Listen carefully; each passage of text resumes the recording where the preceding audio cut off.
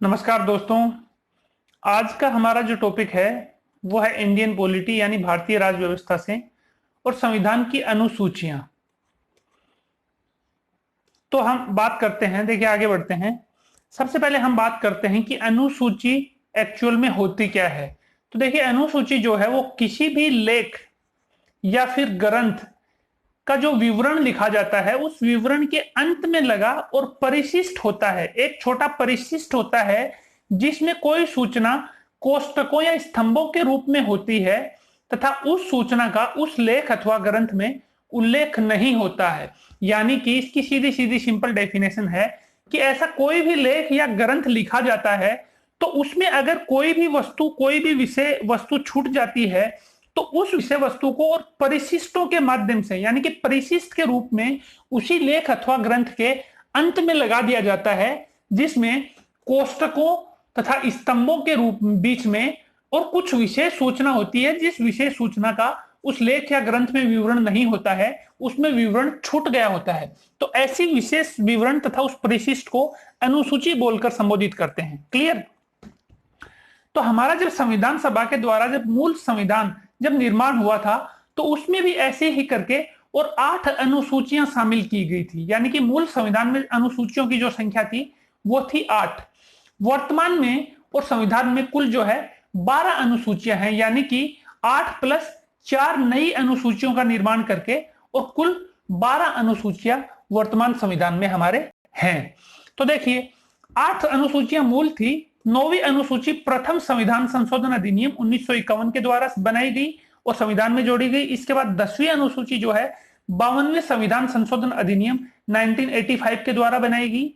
इसके बाद 11वीं अनुसूची जो है 73वां संविधान संशोधन अधिनियम 1993 के द्वारा बनाई गई। इसके बाद 12वीं अनुसूची है वो 74वां संविधान संशोधन अधिनियम 1993 के द्वारा और बनाकर संविधान में शामिल की गई। अभी हम बात करते हैं 1 से लेकर और 12 तक की अनुसूचियों की क्रमबद्ध व्याख्या करते हुए हम चलेंगे। देखिए सबसे पहले बात करते हैं प्रथम अनुसूची यानी कि अनुसूची नंबर 1। इसमें बताया गया है भारत संघ के, यानी कि देखिए हम सभी जानते हैं भारत एक राज्यों का संघ है। राज्यों का संघ आर्टिकल 1 बोलता है कि भारत जो है राज्यों का संघ है, सबसे पहला अनुच्छेद। तो राज्यों का संघ है यानी कि भारत संघ के जितने भी घटक राज्य हैं उन सभी घटक राज्यों के बारे में और अनुसूची 1 में बताया गया है। तो मूल संविधान के समय हमारे देश में कितने घटक राज्य थे? तो वो थे 28 घटक राज्य, 28। इसके बाद 62वां संविधान संशोधन अधिनियम 1989 के द्वारा दिल्ली जो है राष्ट्रीय राजधानी दिल्ली, देश की नेशनल कैपिटल, उसे राष्ट्रीय राजधानी क्षेत्र यानी कि एनसीआर बना दिया गया दिल्ली को। 62वां संविधान संशोधन अधिनियम। देखिए कई बार ये क्वेश्चन आ जाता है कि दिल्ली को राष्ट्रीय राजधानी का दर्जा कौन से संविधान संशोधन अधिनियम में दिया गया, तो याद रखिए वो था 62वां संविधान संशोधन अधिनियम 1989, जिसके द्वारा और दिल्ली को राष्ट्रीय राजधानी क्षेत्र यानी कि एनसीआर का दर्जा दे दिया गया। इसके बाद 2 जून 2014 को तेलंगाना जो है उसको आंध्र प्रदेश राज्य से तेलंगाना को अलग करके, और अभी जो है हमारे देश में कुल 29 राज्य हैं, 29 राज्य तथा 7 केंद्र शासित प्रदेश। तो इन 29 राज्यों तथा 7 केंद्र शासित प्रदेशों का जो विवरण है वो दिया गया है अनुसूची 1 में। क्लियर? मैं समझता हूं अनुसूची 1 क्लियर हो गई होगी आपको। इसके बाद आगे बढ़ते हैं और बात करते हैं अनुसूची नंबर 2, द्वितीय अनुसूची, सेकंड अनुसूची की। तो देखिए हमारे भारतीय राज्य व्यवस्था यानी कि इंडियन पॉलिटी में और संवैधानिक कुछ एक संवैधानिक पद दिए गए हैं। संवैधानिक पद यानी कि संवैधानिक पद किनको बोलते हैं? जिनका कि मूल संविधान में अलग से उल्लेख है, मूल संविधान में अलग से जो उल्लेखित है ऐसे पदों को बोलते हैं संवैधानिक पद, जिसमें आते हैं राष्ट्रपति, उपराष्ट्रपति, लोकसभा अध्यक्ष तथा उपाध्यक्ष, इसके अलावा राज्यसभा के सभापति तथा उपसभापति, इसके बाद राज्य विधानमंडलों के अध्यक्ष तथा उपाध्यक्ष, राज्य की विधान परिषदों के सभापति तथा उपसभापति, इसके अलावा उच्चतम तथा उच्च न्यायालय के न्यायाधीश, नियंत्रक एवं महालेखा परीक्षक यानी कि कैग। ये सारे के सारे जितने भी पद हैं ये संवैधानिक पदों की इनको और संज्ञा दी जाती है। तो इन समस्त संवैधानिक पदों से संबंधित वेतन तथा भत्तों का उल्लेख जो है वो द्वितीय अनुसूची यानी कि सेकंड अनुसूची में किया गया है। क्लियर? 1 और 2 अनुसूची। इसके बाद आगे बढ़ते हैं और बात करते हैं तृतीय अनुसूची यानी कि थर्ड अनुसूची की। देखिए हमने संवैधानिक पदों की जो बात की, उनमें से मुख्य जो संवैधानिक पद हैं जैसे राष्ट्रपति, उपराष्ट्रपति तथा उच्चतम तथा उच्च न्यायालय के न्यायाधीश, ये चार जो पद हैं इनकी शपथ इनके द्वारा और पद एवं गोपनीयता की शपथ ली जाती है जब भी राष्ट्रपति, उपराष्ट्रपति, उच्चतम न्यायालय का कोई भी न्यायाधीश या उच्च न्यायालय का कोई भी न्यायाधीश जब भी अपना पद ग्रहण करता है तो उस पद ग्रहण के समय और उसके द्वारा पद एवं गोपनीयता की शपथ ली जाती है। पद एवं गोपनीयता की शपथ, तो ये जो शपथ है इस शपथ का वर्णन किया गया है अनुसूची 3 में, और इस शपथ इन चारों से संबंधित शपथ के बारे में बताया गया है। राष्ट्रपति, उपराष्ट्रपति, उच्चतम तथा उच्च न्यायालय के जितने भी न्यायाधीश होंगे उनकी सबकी शपथ का वर्णन किया गया है अनुसूची नंबर 3 में। क्लियर। इसके बाद आती है अनुसूची नंबर 4। देखिए अनुसूची नंबर 4 में और जितने भी राज्य हैं देश में, जितने भी राज्य हैं तथा संघ शासित प्रदेश हैं, कुल राज्य कितने हैं 29 तथा कुल संघ शासित प्रदेश 7। तो इन 29 प्लस 7 36 और स्टेट से और राज्यसभा में जो प्रतिनिधित्व होगा, यानी कि राज्यसभा में कौन कौन सांसद और कितनी कितनी सीटें किस किस केंद्र शासित प्रदेश और किस किस राज्य को दी गई है, इस प्रतिनिधित्व के बारे में जो जानकारी है वो दी गई है अनुसूची नंबर 4 में, अनुसूची नंबर 4। इसके अलावा आगे बढ़ते हैं और बात करते हैं अनुसूची नंबर 5 की। तो देखिए देश में जितने भी SC ST यानी कि अनुसूचित जाति तथा अनुसूचित जनजाति, SC ST, शेड्यूल्ड ट्राइब तथा शेड्यूल्ड कास्ट, देश में जितने भी ST और SC से संबंधित क्षेत्र है वहां के प्रशासनिक नियंत्रण के संबंधित और कुछ विशेष प्रावधान संविधान में किए गए हैं। SC ST क्षेत्रों के लिए प्रशासनिक रूप से कुछ विशेष प्रावधान, तो उन विशेष प्रावधानों का जो जिक्र है वो किया गया है अनुसूची नंबर 5 में। क्लियर। SC ST क्षेत्रों के प्रशासनिक नियंत्रण हेतु विशेष प्रावधान, अनुसूची 5। इसके बाद अनुसूची 6। देखिए जैसे अनुसूची 5 में देश के संपूर्ण SC ST क्षेत्रों के और प्रशासनिक नियंत्रण से संबंधित विशेष प्रावधानों का उल्लेख किया गया, वैसे ही अनुसूची 6 में 7 सिस्टर्स जो हैं हमारे, 7 सिस्टर्स जिनको बोलते हैं असम, उन 7 सिस्टर्स में से असम, मेघालय, त्रिपुरा तथा मिजोरम, इन 4 राज्यों असम, मेघालय, त्रिपुरा तथा मिजोरम से संबंधित और जो जनजातीय प्रशासन है जिसके बारे में विशेष प्रावधान किए गए हैं, उन सभी विशेष प्रावधानों का उल्लेख है अनुसूची 6 में। यानी कि असम, मेघालय, त्रिपुरा तथा मिजोरम के SC ST क्षेत्रों के प्रशासन संबंधी विशेष प्रावधानों का उल्लेख किया गया है अनुसूची नंबर 6 में। क्लियर। इसके बाद अनुसूची नंबर 7। देखिए हमारे देश में संघीय शासन व्यवस्था है। संघीय शासन यानी कि संघीय शासन किसको बोलते हैं, केंद्र में और एक चुनी हुई सरकार होगी, चुनी हुई सरकार जो कि समस्त देश का, समस्त भारत देश का और प्रशासनिक नियंत्रण देखेगी। इसके अलावा और राज्यों में भी, सभी राज्यों में अलग अलग और चुनी हुई राज्य सरकारें होंगी, राज्य सरकारें जो कि संबंधित राज्य का, अपने अपने राज्य का और प्रशासनिक नियंत्रण देखेंगी। इसको बोलते हैं संविधान का संघीय स्वरूप या संघीय शासन व्यवस्था। यानी कि केंद्र में तो चुनी हुई सरकार होगी जो कि समस्त भारत का प्रशासनिक नियंत्रण देखेगी। इसके अलावा अलग अलग राज्यों में भी एक चुनी हुई सरकार होगी जो कि संबंधित राज्य का प्रशासनिक नियंत्रण देखेगी, यानी कि संघीय व्यवस्था, संविधान के संघीय। तो इसमें क्या है, केंद्र तथा राज्यों के बीच और शक्तियों का अलग अलग विभाजन किया गया है। शक्ति विभाजन यानी कि केंद्र सरकार की अलग शक्तियां होंगी तथा राज्य सरकारों की अलग शक्तियां होंगी, ऐसा बताया गया है। तथा इन शक्ति विभाजन से संबंधित जितने भी प्रावधान हैं वो प्रावधान किए गए हैं अनुसूची नंबर 7 में। क्लियर। अनुसूची 7। इसके बाद आती है अनुसूची 8। इसके अलावा देखिए, हाँ अनुसूची 7 की हम बात करना। देखिए जो शक्ति विभाजन है केंद्र तथा राज्यों के बीच, केंद्र तथा राज्यों के बीच जो शक्ति विभाजन है वो किसके माध्यम से किया गया है, तो वो किया गया है संविधान में 3 सूचियां, संघ सूची, राज्य सूची तथा समवर्ती सूची के माध्यम से। देखिए संघ सूची जो है इस पर कानून कौन बनाएगा, केंद्र। क्लियर। इसके अलावा राज्य सूची जो है इस पर कानून कौन बनाएगा, संबंधित राज्य। लेकिन इसमें बताया गया है कि राष्ट्रीय हित का अगर कोई महत्व हुआ, राष्ट्रीय महत्व से संबंधित कोई विषय हुआ, तब केंद्र भी और राज्य सूची पर कानून बना सकता है। राज्य सूची पर केंद्र कानून बना सकता है राष्ट्रीय महत्व के विषय पर। इसके अलावा जितने भी विषय हैं राज्य सूची के, उन पर संबंधित राज्य कानून बनाएगा। इसके अलावा समवर्ती सूची, समवर्ती सूची पर केंद्र तथा राज्य दोनों कानून बनाएंगे तथा टकराव की कंडीशन में केंद्र के द्वारा बनाया हुआ कानून जो है वो प्रभावी होगा, ऐसा बताया गया समवर्ती सूची। तो इन तीन सूचियों के माध्यम से और केंद्र तथा राज्यों के बीच शक्तियों का जो है विभाजन किया गया, संघ सूची, राज्य सूची तथा समवर्ती सूची। तथा इन सूचियों में कुछ विषय रखे गए। तो संघ सूची में मूल संविधान के समय 97 विषय थे, जो कि अब 98 हो चुके हैं। राज्य सूची में मूल संविधान के समय 66 विषय थे, जिनको कम करके अभी 62 विषय कर दिया गया है।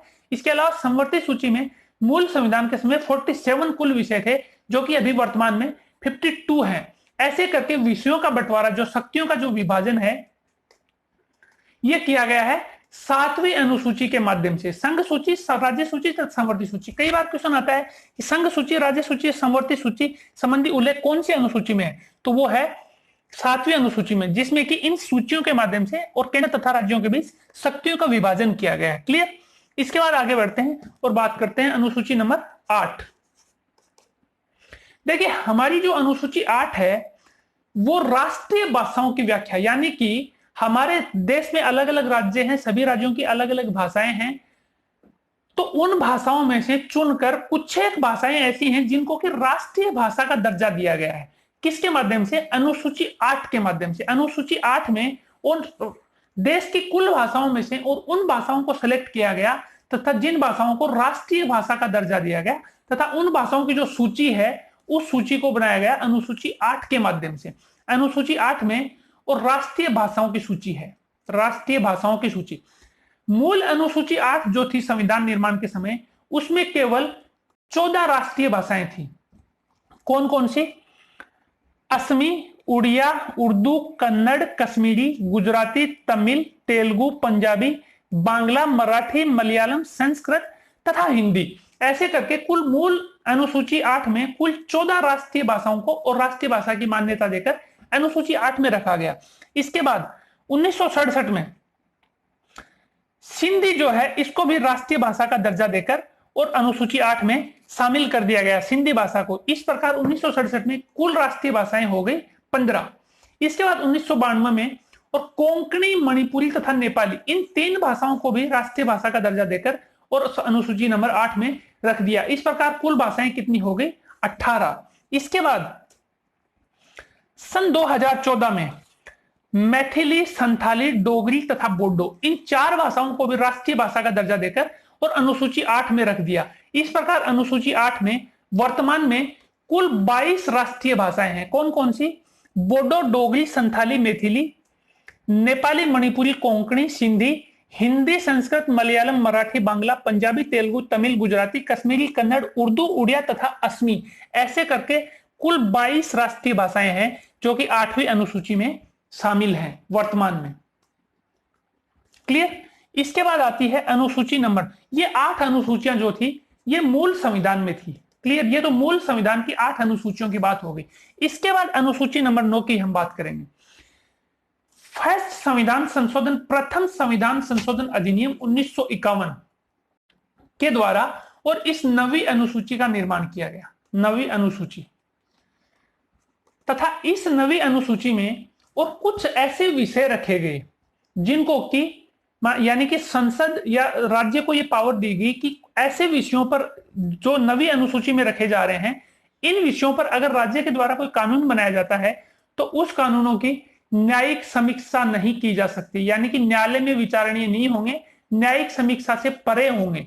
ऐसे कानून बनाकर और 9वीं अनुसूची में रखे गए तथा 9वीं अनुसूची का निर्माण किया गया प्रथम संविधान संशोधन 1951 के द्वारा, जिसमें सबसे पहले राज्य के द्वारा संपत्ति अधिग्रहण संबंधी कानून बनाया गया तथा इस कानून को और न्यायिक समीक्षा के दायरे से बाहर रखा गया। क्लियर। अब तक कुल जो है ऐसे सबसे पहला कानून राज्य द्वारा संपत्ति अधिग्रहण संबंधी कानून 9वीं अनुसूची के निर्माण संबंधी, और इसमें रखा गया। 9वीं अनुसूची का निर्माण कब हुआ? कई बार ये क्वेश्चन आता है, तो प्रथम संविधान संशोधन अधिनियम 1951 के द्वारा। अब तक 9वीं अनुसूची में जो है कुल 284 विषय और 9वीं अनुसूची में वर्तमान में रखे जा चुके हैं। 11 जनवरी 2007 को और सुप्रीम कोर्ट की एक गाइडलाइन के अनुसार संविधान की जो पीठ न्यायिक समीक्षा संभव, यानी कि नवी अनुसूची में जो विषय हैं जिनको कि न्यायिक समीक्षा से परे बताया गया था 11 जनवरी 2007 को सुप्रीम कोर्ट की दी हुई गाइडलाइन में, और अगर ये विषय मौलिक अधिकारों के उल्लंघन से संबंधित है तो न्यायालय ने बताया, संविधान पीठ ने, कि इनकी न्यायिक समीक्षा की जा सकती है। Special provision, clear. अगर मौलिक अधिकारों की छेड़छाड़ से संबंधित विषय कोई नवी अनुसूची में रखा जाता है तो उसकी न्यायिक समीक्षा हो सकती है, ऐसा बताया संवैधानिक पीठ ने 11 जनवरी 2007 को। इसके बाद अनुसूची नंबर 10, दल बदल कानून। हम सभी ने नाम सुना होगा इसका, दल बदल कानून, यानी कि एंटी डिफेक्शन लॉ। यानी कि जब भी कोई व्यक्ति, चाहे वो कोई विधायक हो चाहे कोई सांसद हो, किसी भी राजनीतिक पार्टी से और चुनाव जीत कर आता है, इसके बाद में और उसके मतभेद होने के उपरांत वो उस राजनीतिक दल को छोड़कर किसी दूसरे राजनीतिक दल में और शामिल हो जाता है, इसको बोलते हैं दल बदल। तो 52वां संविधान संशोधन अधिनियम 1985 के द्वारा और एंटी डिफेक्शन लॉ का निर्माण किया गया, यानी कि दल बदल कानून का निर्माण किया गया। इस दल बदल कानून को ही और 10वीं अनुसूची बोलते हैं, यानी कि 10वीं अनुसूची के अंतर्गत और इस दल बदल कानून संबंधी प्रावधान किए गए। दल बदल विरोधी कानून, इसका हमने एक पूरा सेपरेट वीडियो बना रखा है पूरे दल बदल कानून का, आप उसको देख सकते हैं इसकी विस्तृत जानकारी के लिए। मोटे मोटे तौर पे आप याद कर लीजिए कि दल बदल एंटी डिफेक्शन लॉ यानी दल बदल कानून का निर्माण किसके द्वारा, कौन सी अनुसूची से संबंधित है, तो वो है 10वीं अनुसूची से, जिसका निर्माण किया गया 52वें संविधान संशोधन अधिनियम 1985 के द्वारा। क्लियर। इसके बाद आती है 11वीं अनुसूची, 73वां संविधान संशोधन अधिनियम 1993 के द्वारा, और 11वीं अनुसूची का निर्माण किया गया। 11वीं अनुसूची 73वां संविधान संशोधन अधिनियम 1993 के द्वारा, तथा इसमें पंचायती राज संस्थाएं हैं जो ग्रामीण स्थानीय स्वशासन। देखिए पंचायती राज को बोलते हैं हम स्थानीय स्वशासन, तो ग्रामीण यानी कि गांवों की जो ग्राम पंचायतें हैं उनसे संबंधित प्रावधान और 73वें संविधान संशोधन अधिनियम 1993 के माध्यम से और 11वीं अनुसूची में किए गए, तथा इसमें ग्रामीण पंचायती स्वशासन के बारे में और 29 विषयों को और इस अनुसूची में रखा। कई बार क्वेश्चन आता है कि अनुसूची 11 किससे संबंधित है, तो पंचायती राज व्यवस्थाओं से संबंधित। अनुसूची 11 में कितने विषय हैं, तो कुल 29 विषय। किसके द्वारा इसका निर्माण हुआ, 73वें संविधान संशोधन 1993 के द्वारा इस अनुसूची का निर्माण किया गया।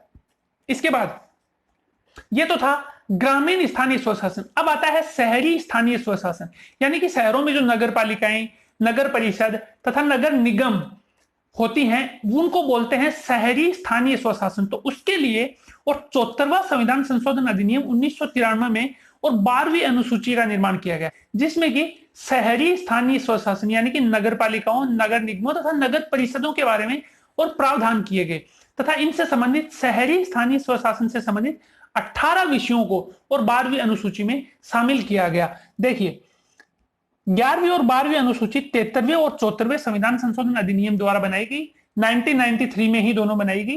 एक में 11वीं अनुसूची में 29 विषय तथा 12वीं अनुसूची में कुल 18 विषय शामिल किए गए इन दोनों अनुसूचियों से। तो ये थी संविधान की 12 की 12 मुख्य अनुसूचियां जिनका वर्णन हमने आज किया। मैं उम्मीद करता हूं अनुसूचियों से संबंधित और आपका एक भी क्वेश्चन आने वाले एग्जाम में छूटना नहीं चाहिए। बहुत बहुत धन्यवाद।